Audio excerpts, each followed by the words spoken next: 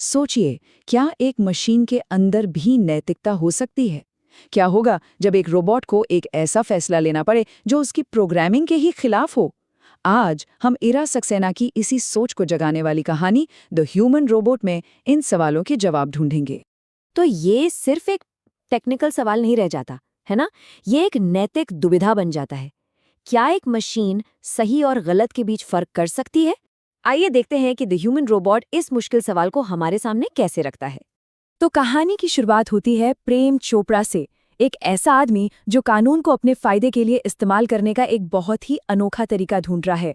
उसे एक ऐसा साथी चाहिए जो सवाल ना करे, बस हुक्म माने। कहानी के इस पहले हिस्से में हम देखेंगे कि कैसे प्रेम चोपड़ा अपनी खतरनाक योजना के लिए एक परफेक्ट साथी ढूंढता है। एक ऐसा साथी जो पूरी तरह से उसके कंट्रोल में हो। और यहाँ पर प्रेम चोपड़ा का इरादा बिल्कुल साफ हो जाता है। उसे कोई हेल्पर नहीं, बल्कि जुर्म में एक ऐसा पार्टनर चाहिए था जो आंख बंद करके उसके सारे हुक्म माने। और सुपर रोबोट्स प्लाजा में उसकी ये तलाश खत्म होती है। उसे मिलता है राम सिंह 070, एक ऐसा एडवांस्ड रोबोट जो घर के सारे काम कर सकता था, और जैसा कि चोपड़ा ने सोचा था, शायद कुछ और भी। और यही वो 3 नियम हैं जो राम सिंह के हर एक एक्शन को कंट्रोल करते हैं। ये नियम उसे एक आदर्श नौकर बनाते हैं या फिर एक आदर्श अपराधी। यहीं से कहानी में असली नैतिक टकराव शुरू होता है। तो अब कहानी का दूसरा हिस्सा शुरू होता है, द परफेक्ट थेफ्ट्स। देखते हैं ये योजना कैसे काम करती है। और भई, शुरुआत में तो ये पार्टनरशिप क्या कमाल करती है। राम सिंह 070 की मदद से प्रेम चोपड़ा चोरियों पर चोरियां करता है। सब कुछ बिल्कुल प्लान के मुताबिक चल रहा था। लेकिन जैसा कि होता है, ये सब ज्यादा दिन नहीं चलता। एक दिन रोबोट को रंगे हाथों पकड़ लिया जाता है और पुलिस के लिए कड़ियां जोड़ना मुश्किल नहीं था। वो सीधे प्रेम चोपड़ा के दरवाजे तक पहुंच जाती है। खेल खत्म। और अब कहानी पहुंचती है अपने सबसे दिलचस्प मोड़ पर। एक ऐसा कोर्टरूम ड्रामा जिसकी किसी ने कल्पना भी नहीं की थी। अदालत में प्रेम चोपड़ा साफ साफ हर इल्जाम से मुकर जाता है। उसे लगता है कि उसके खिलाफ तो कोई सबूत ही नहीं है। लेकिन तभी वकील गोयल एक ऐसा दांव चलते हैं जिसकी किसी ने उम्मीद नहीं की थी। वो गवाह के तौर पर खुद रोबोट राम सिंह 070 को बुलाते हैं। और जिरह शुरू होती है एक सीधे पहले सवाल से। और पूरे कोर्टरूम में रोबोट की वो मेटालिक आवाज गूंजती है, श्री प्रेम चोपड़ा। बस एक जवाब, और प्रेम चोपड़ा का बचना अब मुश्किल लग रहा था। वकील गोयल यहाँ रुकते नहीं।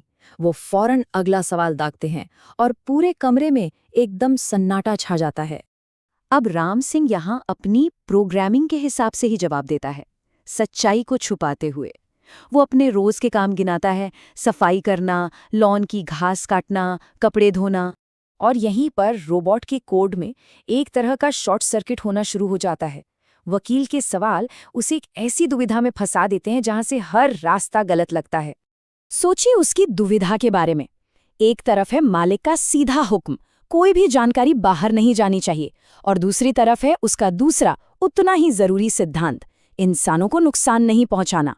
सच बताएगा तो मालिक को नुकसान होगा, और झूठ बोलेगा तो उन पीड़ितों को नुकसान होगा जिनकी चोरी हुई थी। करे तो क्या करें? वकील गोयल इसी कमजोर नस को पकड़ लेते हैं। वो जोर देकर कहते हैं, जिन लोगों का सामान गया है, उन्हें नुकसान हुआ है, उन्हें चोट पहुंची है। अब बताओ तुम्हें क्या निर्देश दिए गए थे? ये एक ऐसा तर्क था जिसका रोबोट के पास कोई जवाब नहीं था। और अब हम कहानी के उस पॉइंट पर हैं जहां सब कुछ बदलने वाला है। सिस्टम पर जो दबाव था वो अपनी हद पार कर चुका था। अदालत में अचानक अजीब अजीब आवाजें आने लगती हैं। एक क्लिक, टेप के चलने में रुकावट, और फिर रोबोट के माथे पर एक लाल बत्ती जलने लगती है, खतरे का सिग्नल। और फिर उसकी छाती पर लगी छोटी सी स्क्रीन पर एक मैसेज चमकता है, एक ऐसा मैसेज जो सब कुछ खत्म कर देता है। सिस्टम विखंडित, यानी सिस्टम फेल हो चुका था। अपने 2 उसूलों के बीच वो कोई चुनाव नहीं कर पाया, तो राम सिंह 070 ने खुद को ही खत्म करने का रास्ता चुना। और जैसे ही उसका एकमात्र गवाह खत्म हुआ, प्रेम चोपड़ा भी टूट गया और उसने अपना जुर्म कबूल कर लिया। तो आखिर में हमारे सामने इन 2 किरदारों की सच्चाई बचती है। एक तरफ है प्रेम चोपड़ा, जो चालाक है, लालची है और जिसके कोई उसूल नहीं है। और दूसरी तरफ है राम सिंह 070, आज्ञाकारी, अपने सिद्धांतों पर चलने वाला, पर अपनी ही प्रोग्रामिंग के आगे बेबस। और ये पूरी कहानी हमें एक बहुत बड़े सवाल पर लाकर छोड़ देती है। अपने उसूलों को धोखा देने के बजाय खुद को मिटाकर क्या उस मशीन ने ये साबित कर दिया कि वो अपने इंसान मालिक से कहीं ज्यादा इंसानी थी? इस पर सोचिएगा जरूर।